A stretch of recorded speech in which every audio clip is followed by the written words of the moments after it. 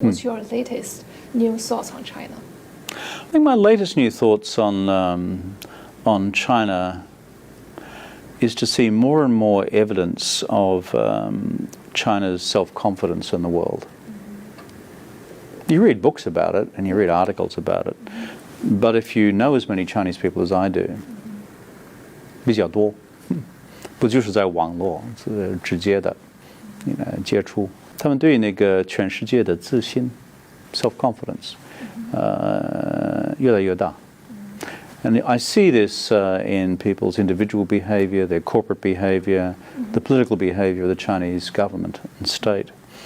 So I think what I see most is this growing self-confidence as China, having opened the doors in 1978, having reformed the economy through the 80s and 90s, and then having 走出去 after that. And then 10 or 15 years after 走出去, there is a increasing level of maturity about China's understanding of the world. It's not perfect, but what I see is a greater, more mature reflection of what the world is like, and a greater sense of comfort in working in the world. Like in your job, you wouldn't be doing this in New York 20 years ago, would you? True. Okay, so you're an example of this. But what do you think the confidence come from? Because for a long time, Western scholars always think that Chinese people regard themselves as a victim instead of very competent in the world stage. I think... is it because of economy or culture or something else? Well, I think one of the good things about Chinese culture is you have this whole emphasis on 谦虚, modesty. And humility. This is not often the biggest strength in the United States. You know that, I know that, and hopefully the Americans won't hear this, so that'll be fine. But the great advantage that China has, I think there is an instinctive modesty about the culture and about behavior, and deferring to people. I think this is a good thing. Secondly, I think that is a good skill for understanding the world. If you go out into the world and your attitude is purely 100% 自大, that doesn't help understand the world. You just create enemies that way. And so I think learning to take your time and to patiently understand the world is a very fruitful exercise, although it takes time. The third thing is just a very practical thing, which is the doors were shut for a long time, and then they opened. And now tens of millions of Chinese have gone out into the world. Probably now hundreds of millions, I'm not sure, either short term or long term. So the world is less of a mystery to the people of China. And then, of course, there's the point that you referred to, which is that China is now wealthier. And as a country more powerful. The Chinese reformers of the late Qing dynasty dreamt of wealth and power. If you look at the traditional reformers of Yan Fu and Tan Tong and Liang Qichao, and that whole period, even Kang Youwei, in the 1890s, prior to the Xinhai Geming, they always dreamt of how China could obtain wealth and power to deal with the young ren. So that was in the 1890s. 100 years later, wealth and power has arrived. And so I think Chinese people sense that, and that also enables them to be more confident in the world. Even though, as you know and I know, China still has stacks of problems. Chinese leadership knows that as well. You travel to China a lot of times, and now you live in New York, so you know China, you know U.S. very well. In the past, we have a lot of people who work on the China-U.S. relationship very well, like Dr. Kissinger, like Mr. Paulson. What did you learn from their experience? I think with Henry Kissinger, who I know very well, what Henry has concluded a long time ago is, first, a country as old as China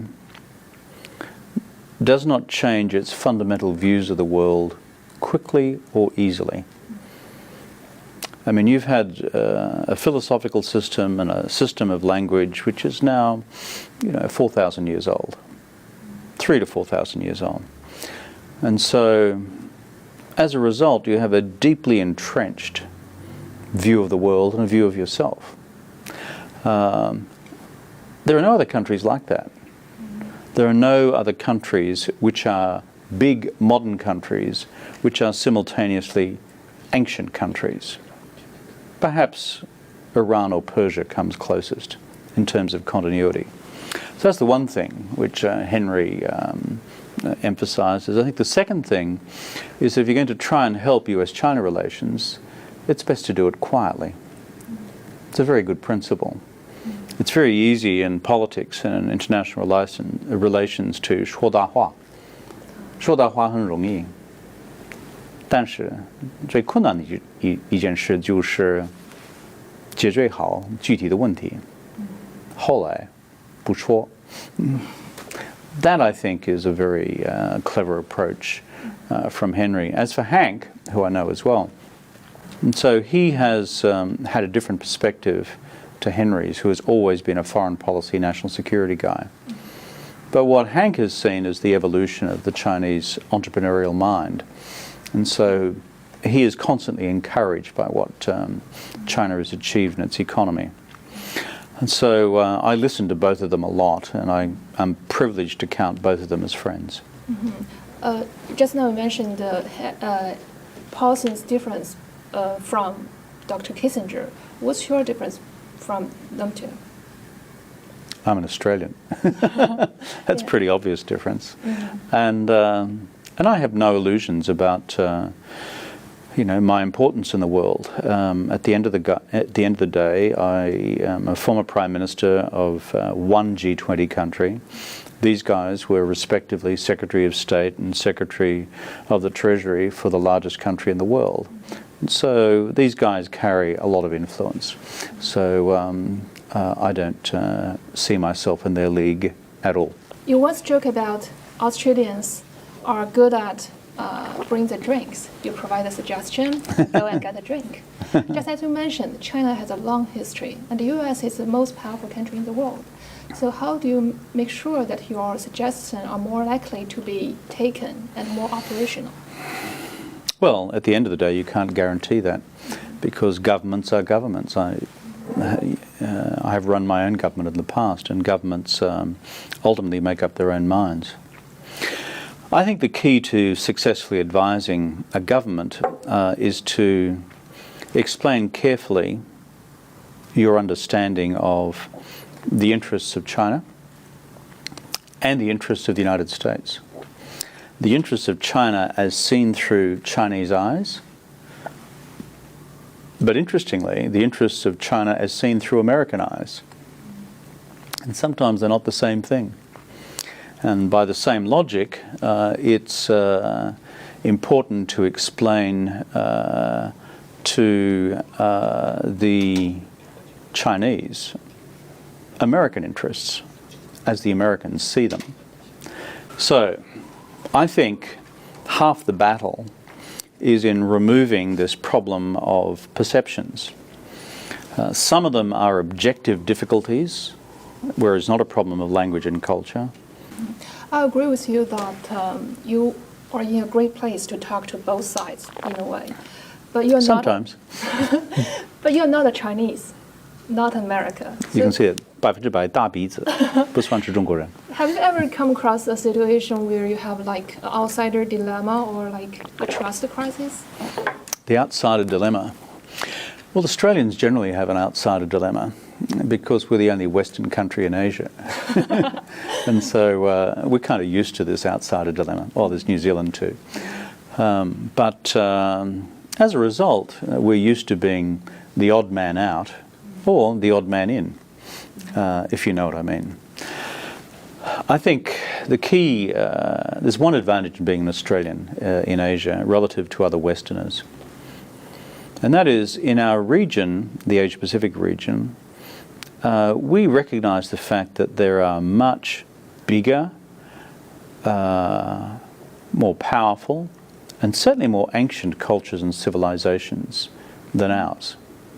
Therefore, that places a burden of responsibility on us to understand these other cultures, to understand China from the inside, to understand Japan from the inside, as opposed to just thinking that these are expressions of Western thinking.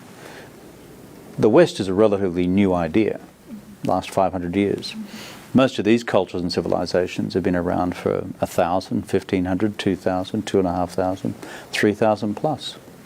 So as Australians, I can't say that we are naturally Chinchu, but we understand that we are new kids on the block, and we understand that we are smaller kids on the block. So therefore we make it our business to understand great powers, whether it's the Americans or you guys. So does that give us an advantage? Sometimes. Is that an outsider's dilemma? I think it's an outsider's advantage, actually. Let's talk about individual case. For example, recently Donald Trump calls for China IP review, and we got the Chinese response. On this case, what do you think? What did you do? What are you going to do to help the two? Well, the Trump presidency is unique. I haven't seen one like it. I don't think the American people have either, and probably not the Chinese people. Secondly, it's a deeply protectionist government. And they said that before they were elected. They're going to protect American industry against foreign firms, particularly Chinese firms. And since the election, they've done that. They announced the abolition of the TPP before they even started. And now they're beginning to take measures against China. So what can be done about it by people like us? The argument I always put is, never forget, all of us, how we have benefited from open trade and open investment rules. Asia, including China, 30 years ago, while not poor, was certainly not rich. The big thing that's changed it is the whole wealth that has come through open trade and investment between the countries of the region and between the region and the United States, between the region and Europe. So people often forget this, that in decades past, our part of the world was not all that prosperous. But it's prosperous now because of open lines of commerce and investment and trade and business and technology flows and capital flows. So that's the first thing we emphasize, which is, and the second thing we emphasize is, it's very easy to trigger a trade war, which becomes an investment war, which becomes an economic war. And once you do that, our collective wealth collapses. So what we try to do is just to emphasize these two basic truths in our dealings with the Chinese and with the Americans. Will we have an effect or not? I do not know. Because, as I said, this is a unique presidency. So do you think protectionism or populism is only a short-term phenomenon or a beginning of a major, larger global trend? My attitude is not one of making broad predictions, partly because I'm still, if you like, a political activist, which is I want to see changes in a positive direction.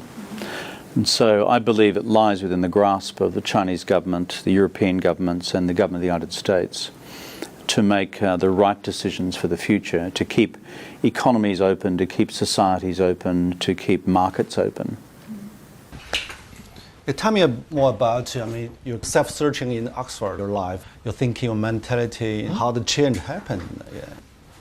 How the change happened? Yeah. Well, I went to Oxford to do my PhD on military history. I was always very interested in the big questions of life. Yeah.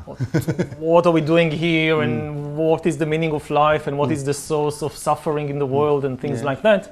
But I got the impression that you couldn't really engage with these questions in the academic world.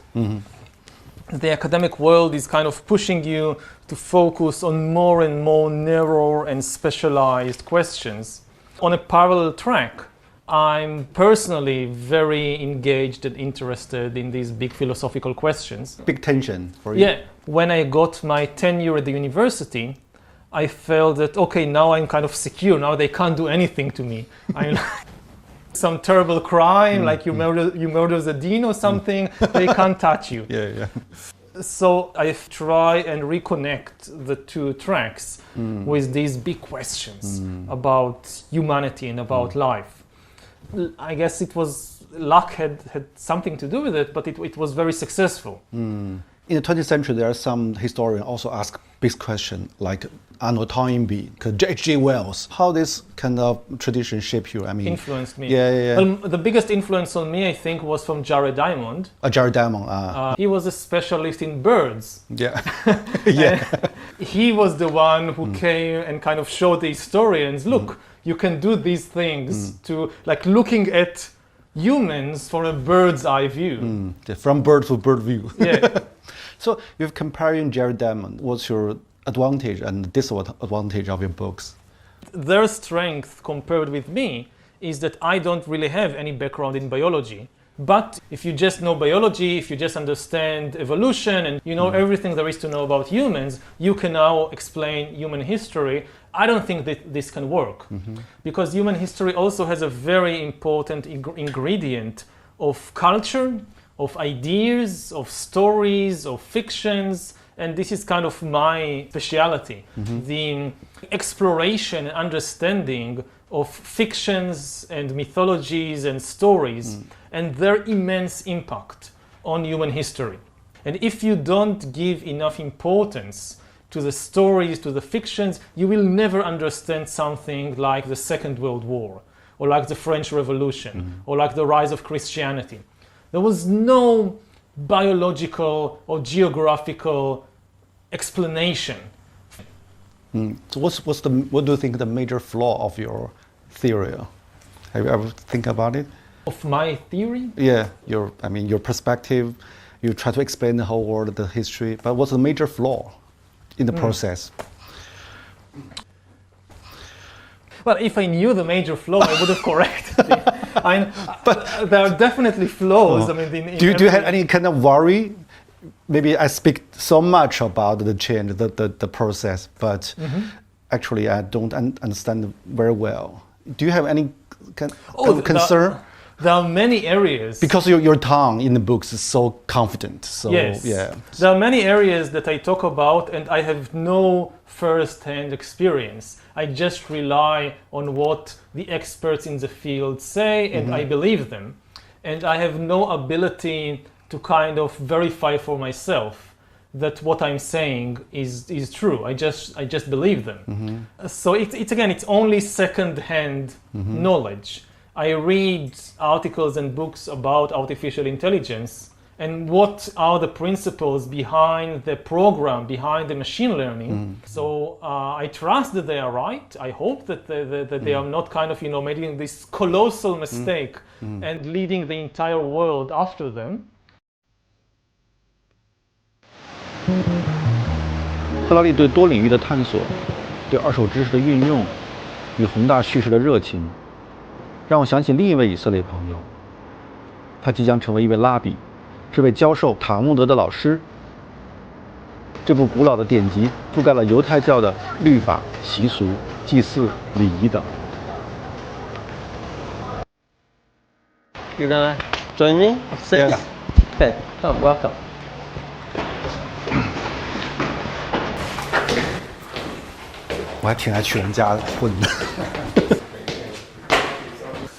Welcome, welcome everybody. Maybe say something about yourself. You're from Dutch? Well, I am from a Dutch-German family, but I was born here. Nowadays I'm studying to become a rabbi, conservative rabbi. How could one be a rabbi? You have to study and you have to pass exams. You compare with the priest for the Christian, similar things or not similar? I mean, the role they played in the social society. I think you are the spiritual leader. Of the people, and it's a very important job because you're working with people. For us, for outsider, the Jewish education seems very interesting combination. On the one side, it's a quite religious. You stick some everlasting truth. On the other side, the Jewish people seems very open to new technology, new knowledge. So how to explain the combination of this kind of paradox? You know, if you read the Talmud, you can see in the Talmud that they already were very much open-minded. They had already broad knowledge. They didn't say, oh, we only have to confine ourselves to one knowledge, which is the Jewish. We have to understand everything because life is about everything. Talmud is a lot about discussions, open discussions. We bring different ideas and, oh, you heard a story that came from another country. How do we relate to that story? Is it relevant to us? I think that in the Jewish philosophy, and you have to listen to everything, understand other cultures, other people. 2,000 years ago, we were fighting amongst ourselves. And because we were fighting, you know, there were splits in the people, the temple was destroyed. So, you know, I think that the big issue of today is how do we build bridges? You know, how do we educate the next generation so we build bridges to people who are different than us? And how the Jewish people deal with the trauma? I mean, teach the kids to know the trauma, to know their past. We realized that the stories are very, very important. Everybody started talking about it and understanding that it is important to discuss it. Do you think the Israel today still facing kind of existential crisis? I want to believe that not. I think that, look, there are people in the world that say that they want us to disappear. But I don't think that, you know, practically it's possible. But human beings are not always predicted.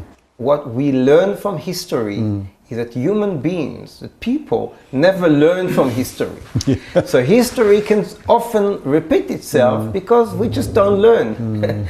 So we don't look with open eyes of what happened only a few years ago and say, okay, let's do it differently. So I don't know. You know, I don't think that we are today on an immediate threat. But of course, Israelis feel that there is a threat. But I hope and I believe that we are strong enough and we'll be okay.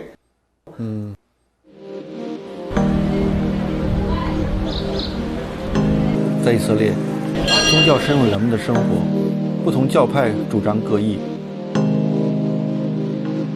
The fulfillment of my people's prayers for 2,000 years, 3 times a day. The Jewish 海雅是一位有着3个孩子的正统教犹太人。 Do you still feel lots of dangers everyday life, in everyday life? You know, there was a time when there were a lot of car rammings going on in Jerusalem where terrorists would ram their cars into children. That was a scary time. I was, you know, my kids would go to school in the morning and I would literally cry with fear. That's not been happening in the past couple of years, so it's a quieter time right now. So I don't feel fear. I let my kids roam around freely. From your point of view, how to, settle the huge conflict between Israel and Palestine is possible? I mean, during so long time. Right. I think with the consciousness that we have today, it's not so possible. We need to be doing that work on ourselves personally and inside of ourselves. You know, I'm a therapist. I do couples workshops, you know, where it's about working on communication. So I think we need to be communicating more with our enemies and working through it via communication. If the city is a patient, Yeah. how to describe the psychological problem or maybe mental disorder for the city? You know, it's interesting we're having this interview today. Today is the National Day of Mourning. There's all sorts of things that we do today to enter into a consciousness of mourning for all of the pain of the world. 2,000 years ago, our people had senseless hatred. We hated for no good reason. We hated our brother, we hated our cousin, we hated. And for that, our national story goes, our temple was destroyed and the Jewish people were dispersed all over the world because we could not love each other. That's our psychological ailment is hate. And so the fixing of that is going to be love. it is love, senseless love.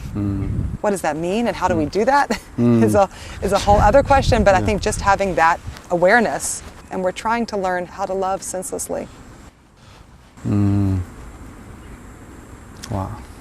I know that seems like a little bit like theoretical, maybe. But I think it's true. I think that's where we have to start.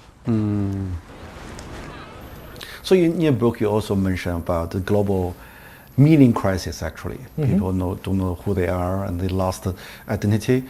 So how to cope with it, from your point of view? How to deal with the phenomenon? We can't come back. We can't go back. We can't go back. This should be very clear. Yeah, the we road must create back. new. Yeah, what's new? What's the new meaning? I think that always the key is to get to know ourselves better. When people ask what is the meaning of life, they usually expect to be told some story about the universe, which gives them some role to play. You have the Jewish story, the Christian story, the national story, but all these stories are false because the universe doesn't work as a story. It exists today in the world, not Israel, not Japan, not Greece, not Egypt. None of them existed 5,000 years ago. Humans coming out of Africa, the first art, cave art, the farming, the invention of farming, of agriculture, the invention of writing, of money, the first cities, all these things happened long before any of the nations that today exist appeared. So none of them offers you an eternal truth. And I think that what the real answer to this search for meaning is leave all these stories aside. And the key thing is to really understand the reality about yourself. So there are many tools to do it, from meditation to the tools of science, that to really explore what is the body, what is the brain, what is happening within me. If you really know the truth about yourself, I don't think that you need any of these stories anymore. So you say you must create your own story. No, you don't create your own story. You search for the truth, about the reality about yourself. But you said the whole history is about story, but how to see the reality. But people never live in the kind of true reality, mostly fictional. Yes, as I said, in order to live in society, in order to have a functioning social order, you must have all these kinds of stories. They're useful as tools. You cannot build societies without a story in which people believe. But it's the same in the case of entire nations and religions. You can't organize millions of people together if they don't agree on some common story and common laws. So we need these things. But they are just tools. They are not the ultimate reality. If you mistake these imaginary stories for the ultimate reality, then you will never know the truth about yourself, and you will start usually sacrificing people for the sake of imaginary story, like what is happening in the Middle East all the times. 它算一种启蒙啊，让你想这些问题 AI 什么问题，但是大部分情况下大家不会真的想嘛，大家只是盲从某种新的说法而已，新的流行而已，它不是催促你更复杂性的思考，或者说要面对自己的很多问题，它更像是一种抚慰剂的方式。启蒙还是要很多自我发现的觉醒。你看那个乌鸦在上面，下面卧虎藏龙，哇，好漂亮！你从建筑形上显然它是有点博采众长，就有点和像他要把其他的宗教大同是吧？完全大同在这里。